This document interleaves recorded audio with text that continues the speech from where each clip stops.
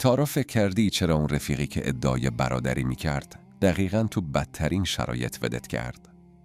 یا چرا عشقت که میگفت بدون تو میمیره وقتی شرایطت عوض شد یهو سرد شد؟ شاید فکر کنی بد شانسی آوردی یا آدمای اشتباهی دورت رو گرفتن. ولی بذار یه حقیقت ترسناک رو بهت بگم. اگه فردا صبح بیدار شی و پولت، قیافت، موقعیت اجتماعیت و سلامتیت رو از دست بدی، 99% آدمایی که الان دورتن غیبشون میزنه. ترخه نه؟ این دقیقاً همون چیزیه که 500 سال پیش مردی به اسم نیکولو ماکیاولی نوشت و اونقدر حقیقتش واقعی و قدرتمند بود که گفتن این آدم شیطانه. ولی ماکیاولی شیطان نبود. اون فقط جرأت کرد چیزی رو بنویسه که همه ما ته دلمون میدونیم ولی جرأت گفتنش رو نداریم. اون داشت ذهن من و تو رو کالبد شکافی میکرد و امروز قراره بفهمی چرا آدما بهت خیانت میکنن و چطور میتونی جلوی این بازی رو بگیری. آدما نمک نشناس، دورو و ترسو هستن. تا وقتی بهشون سود میرسونی تمام وجودشون مال توه. ولی وقتی خطر یا سختی نزدیک میشه علیه تو میشن. ماکیاولی این جمله ارزشمند رو توی کتاب شهریار نوشته. شاید الان بگی نه بابا، همه که اینجوری نیستن، من که اینجوری نیستم. ولی این مقاومت ذهنی دقیقاً همون چیزیه که ماکیاولی پیش بینی کرده بود. ما هممون استاد بازی کردن نقش آدم خوب و رفیق با وفا هستیم، ولی در واقعیت موتور محرک همه ما نفع شخصیه. این به این معنی نیست که آدما ذاتاً پلیدن، معنیش اینه که رابطه یه معامله است. هر رابطه‌ای که الان داری با پارتنرت، رفیقت، همکارت بر اساس یه چیزی شکل گرفته که تو داری بهشون ارائه میدی. این ارائه میتونه پول باشه، احساسات باشه، سرگرمی باشه یا حتی موقعیت اجتماعی. قانون اول اینه: آدما عاشق تو نیستن، عاشق چیزی هن که تو براشون فراهم میکنی. و دقیقاً لحظه‌ای که اون خدمات قطع بشه، اون عشق و علاقه هم بخار میشه و میره هوا. یادت اون رفیقی که یهو غیبش زد؟ چی شد؟ تو دیگه اون آدم سرگرم کننده نبودی یا دیگه سودی براش نداشتی؟ یادت اون رابطه‌ای که تموم شد؟ معادله به هم خورد. تو داشتی بیشتر از چیزی که میگرفتی هزینه میکردی یا برعکس. حتی روابط خانوادگی که میگن مقدس هم از این قانون مستثنا نیست. دیدی فامیلی که سال به سال سراغت رو نمیگیره، یهو وقتی گیر میکنه یادش میافته چقدر دوست داره؟ این یعنی ارتباط بر اساس منفعت. وقتی این رو بفهمی دیگه دلت نمیشکنه، فقط میفهمی که تاریخ مصرف اون معامله تموم شده. حالا سوال اصلی اینجاست که چطور تو این دنیای منفعت طلب بازیچه نشیم و احترام بخریم. اینجا ماکیاولی یه درس شاهکار بهمون میده که کلید قدرته. آدما مدام مرزهای تو رو تست میکنن. دقیقاً مثل بچه‌ای که جیغ میزنه تا ببینه پدر مادرش کوتاه میان یا نه، بزرگسالها هم مدام تست میکنن که چقدر میتونن ازت سوء استفاده کنن. اون دوستی که همیشه قرار رو لحظه آخر کنسل میکنه، اون همکاری که کارش رو میندازه گردن تو، اون پارتنری که بهت بی احترامی میکنه، اونا دارن تستت میکنن. اگه کوتاه بیای، اگه بگی اشکال نداره، داری با زبون بی زبونی بهشون میگی من آدم بی ارزشیم، راحت باش، هر جور دوست داری با هم رفتار کن. ماکیاولی میگه آدما فقط وقتی کار درست رو انجام میدن که مجبور باشن. پس اگه میخوای احترام ببینی، نباید فقط مرز بذاری، باید ارزش داشته باشی. اگه کسی بهت بی احترامی کرد و تو همچنان تو زندگیش موندی، یعنی بهش جایزه دادی. احترامی که با التماس به دست بیاد پشیزی نمیارزه. احترام واقعی زمانی میاد که طرف بدونه اگه پاشو کج بذاره تو رو از دست میده.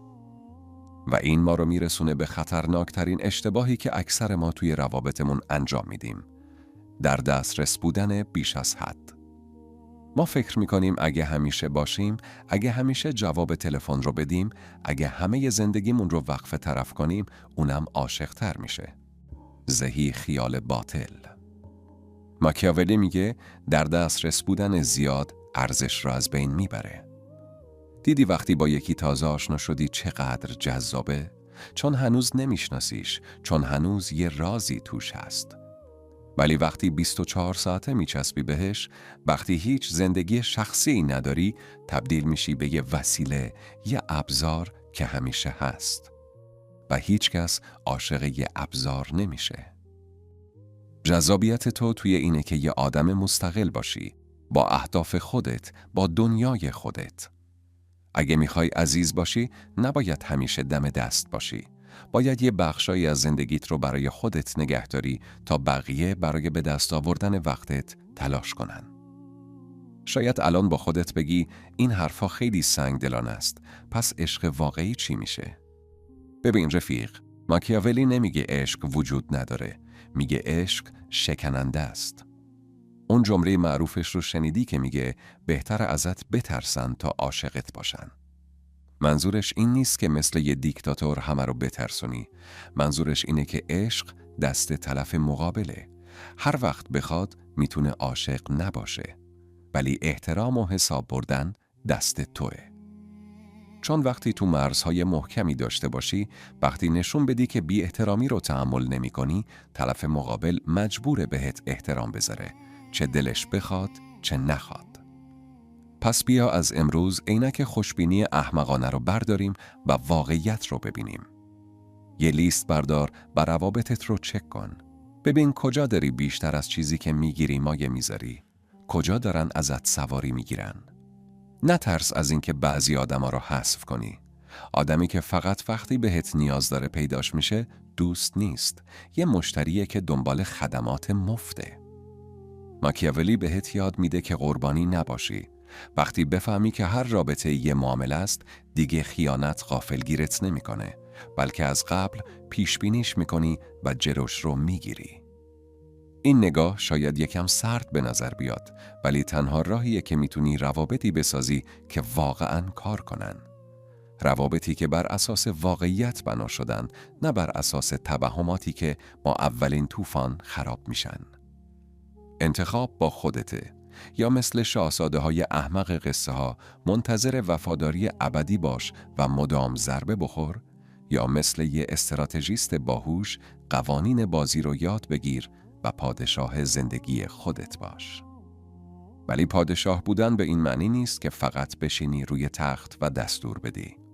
ماکیاولی یه استعاره‌ای داره که اگه همین یه تیکه رو ازش یاد بگیری، کلاهت پس معرکه نیست. اون میگه برای اینکه توی این جنگل وحشی دوام بیاری، انسان بودن کافی نیست. باید چیزی فراتر باشی.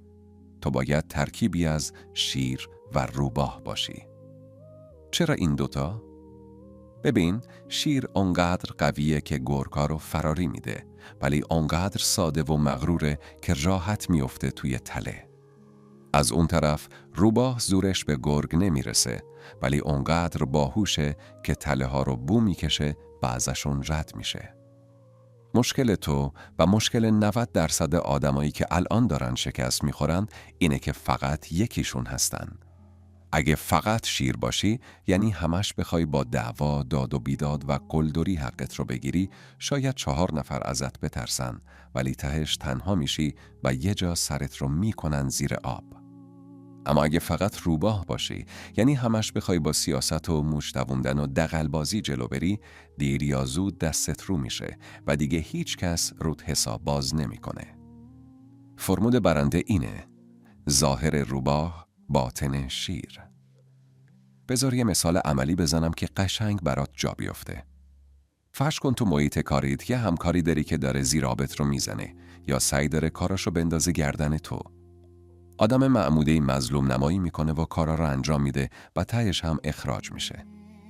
آدمی که فقط شیره وسط دفتر داد میزنه و دعوا راه میندازه و به عنوان نیروی پرخاشگر اخراج میشه. اما تویی که این استراتژی رو شناختی چی کار میکنی؟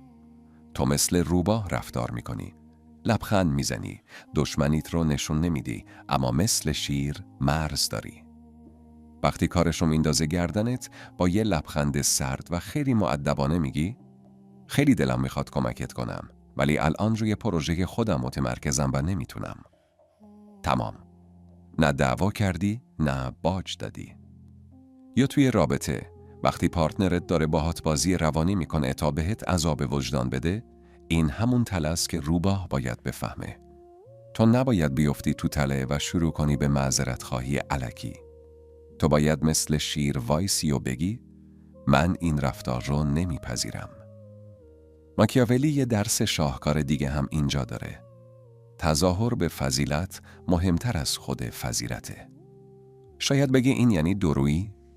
بذار رک بهت بگم. آره. ولی این دورویی برای بقاست.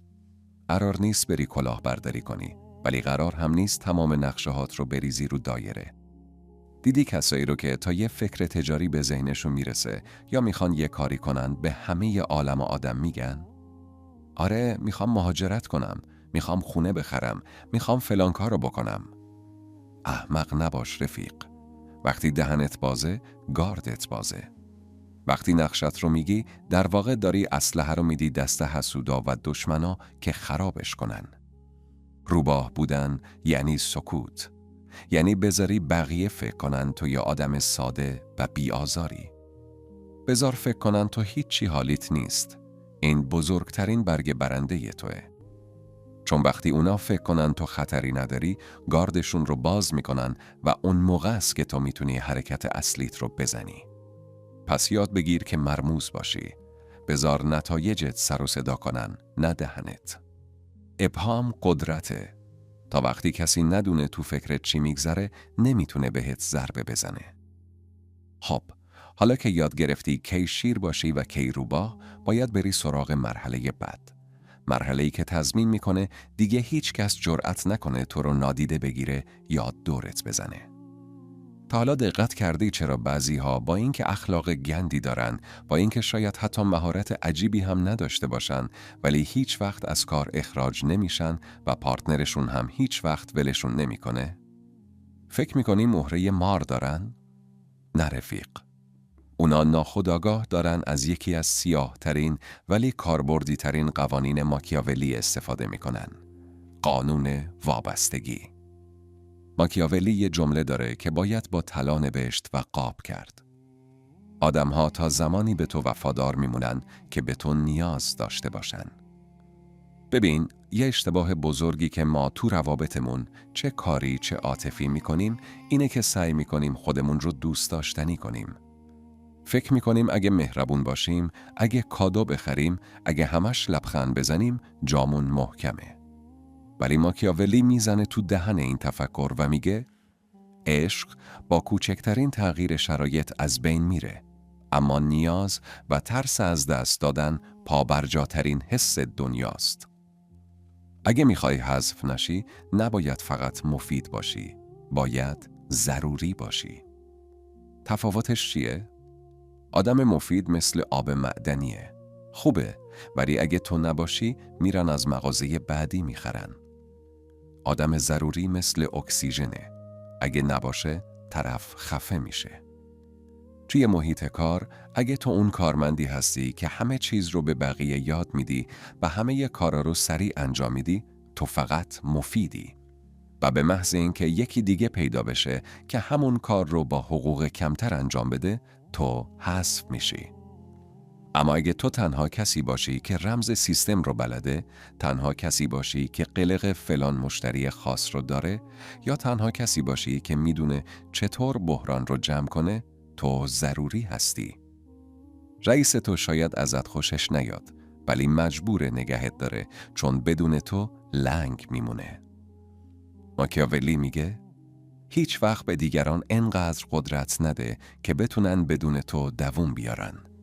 همیشه یک کلید رو برای خودت نگه دار. ماکیاولی میگه هیچ وقت به دیگران انقدر قدرت نده که بتونن بدون تو دووم بیارن. همیشه یک کلید رو برای خودت نگه دار. توی رابطه هم همینه. دیدی کسایی رو که همه زندگیشون رو میریزن به پای طرف مقابل سیر میشه، زده میشه. چرا؟ چون دیگه چالشی نداره، دیگه نیازی نداره تلاش کنه. برای اینکه رابطه رو حفظ کنی، نباید بذاری طرف مقابلت احساس کنه مالک مطلق توئه.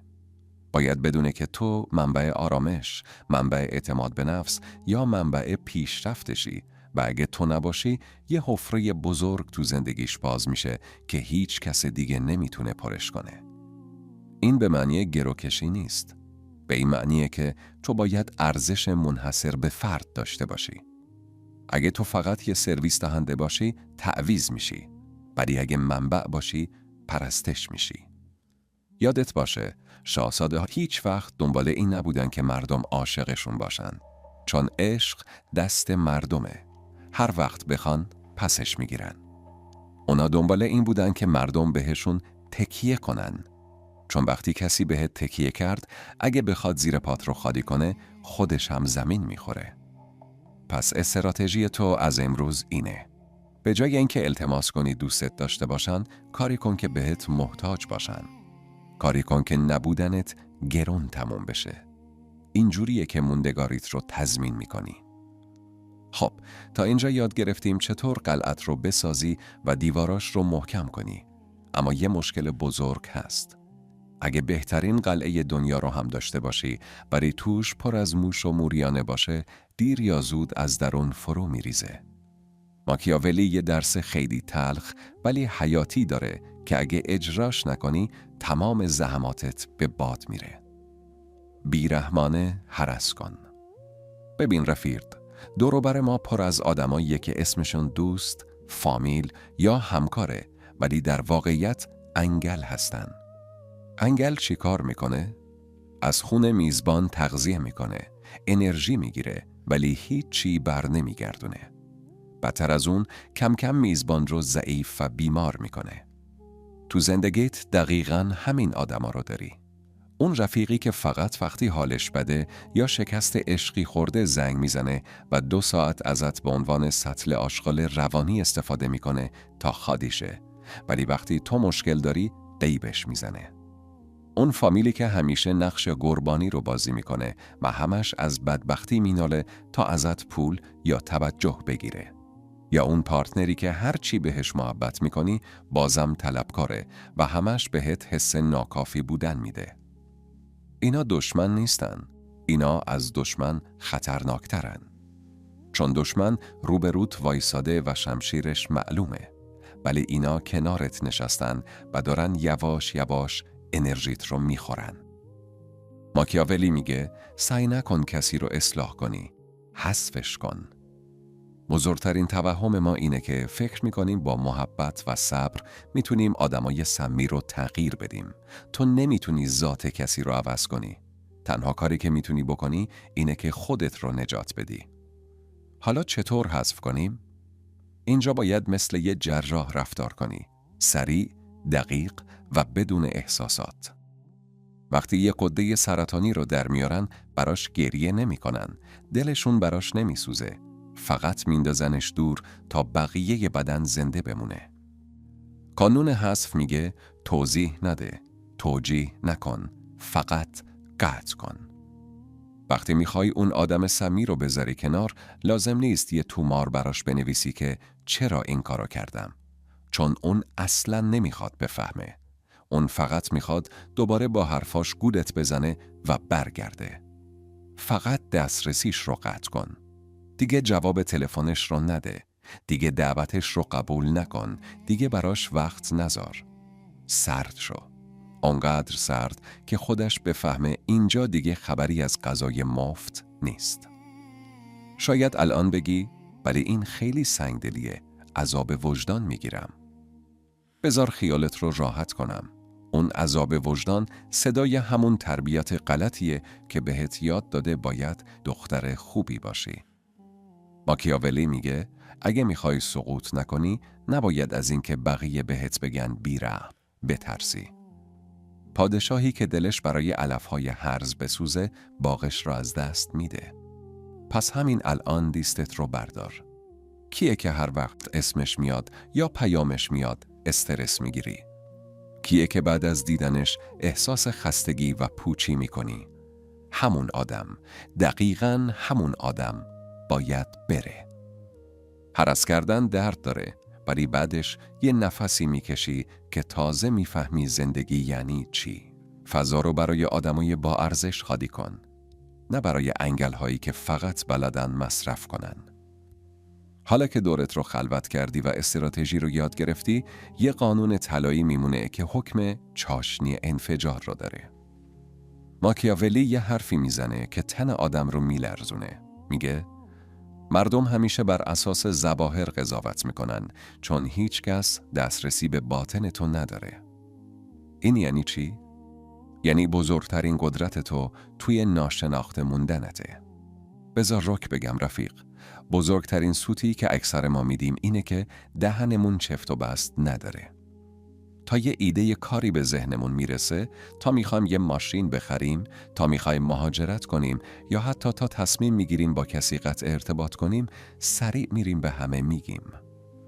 فکر میکنیم اگه بگیم تشویقمون میکنن، ولی این خوشخیالیه. وقتی نقشت رو به همه میگی 2 اتفاق میفته. اول اینکه حس رضایت کاذب بهت دست میده و دیگه اون انگیزه اولیه برای انجامش رو نداری. دوم و مهمتر، داری رسما نقشه خودت رو میدی دست دشمنات و حسودای دورت. اونها حالا دقیقاً میدونن کجایی و چطور میتونن زیر پات رو خالی کنن. آدمای معمولی مثل یک کتاب باز هستن. همه میدونن صفحه بعدشون چیه. واسه همین قابل پیشبینی و کسل کننده میشن. ولی آدمای قدرتمند، اونا مثل یه جعبه سیاه میمونن. هیچ کس نمیدونه تو سرشون چی میگذره. ماکیاولی میگه نیتت رو پنهان کن. بذار بقیه گیج بشن. بذار حدس بزنن. وقتی ساکتی، وقتی مرموزی، بقیه ازت حساب میبرن، چون نمیدونن حرکت بعدیت چیه. ترس از ناشناخته قوی ترین ترس دنیاست. یه مثال بزنم؟ دیدی اون همکاری رو که هیچی نمیگه، سرش تو لاک خودشه، ولی یهو خبر میاد ترفیع گرفته یا داره میره یه شرکت خفن؟ اون بازی رو بلده. اون چرا خاموش حرکت کرده. در مقابلش اونایی که همش دارن رجز میخونن که من علم میکنم، من بل میکنم، تهش هیچی نمیشن، چون انرژیشون رو به جای ساختن صرف گفتن کردن. پس از امروز تمرین کن که غیر قابل پیش بینی باشی. اگه ناراحتی لزوماً اخ نکن. اگه خوشحالی لزوماً داد نزن. بذار آدمای دورت مجبور بشن تلاش کنن تا بفهمن تو چه حسی داری. این ابهام تو رو جذاب میکنه، تو رو قدرتمند میکنه. یاد بگیر مثل یه روح حرکت کنی. بذار نتایجت با صدای بلند بترکن، ولی خودت ساکت باش. بذار وقتی موفق شدی همه شوکه بشن و بپرسن کی وقت کرد این کارو بکنه. لذت اون لحظه‌ای که دهن همه از تعجب باز مونده با هیچ تشویقی قابل مقایسه نیست. این حرفایی که تا الان شنیدی قصه شب نبود که باهاش خوابت ببره. اینا نقشه فرار بود. نقشه فرار از دنیایی که توش اگه ساده باشی گورتت میدن. شاید الان با خودت بگی چرا دنیا اینقدر تاریکه؟ ولی بذار بهت بگم دنیا تاریک نیست. دنیا واقعیه.